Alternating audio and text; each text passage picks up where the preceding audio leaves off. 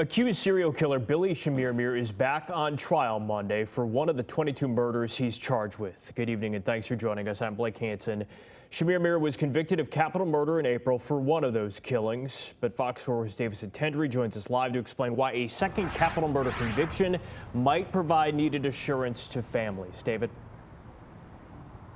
Yeah, Blake, the first trial was a mistrial, but Chemirmir was later convicted during a follow-up trial, sentenced to life in prison without parole. Tomorrow, family members will continue to be in court.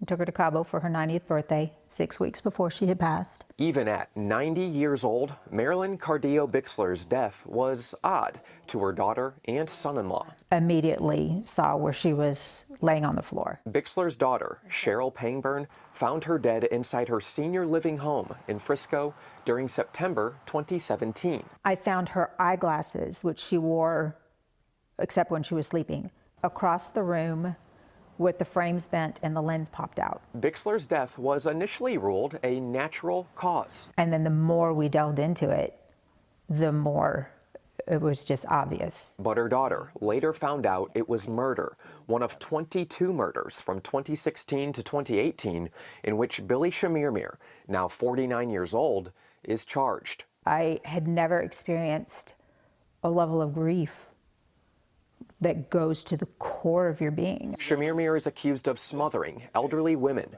either in their homes or senior living centers, and stealing their jewelry. In April, he was convicted of Lou Ty Harris's capital murder. On Monday, he'll go on trial for the capital murder of Mary Brooks.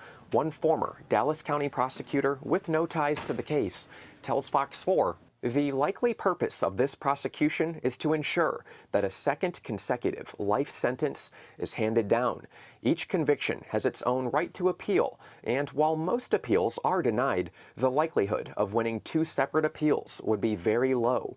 A second capital murder conviction and sentence of life without parole would virtually ensure that he would spend the rest of his life incarcerated. We're going to be there to support whatever family. Pangburn, like other family members of victims, will continue to be in court. Do what we can do to raise awareness and make sure this doesn't happen again. Chemirmir was only indicted this summer for Bixler's death and 3 others. The thing is, while investigators re-examine some cases, more names might be added to the list. You see an elderly person on the floor and your assumption is that they died of natural causes.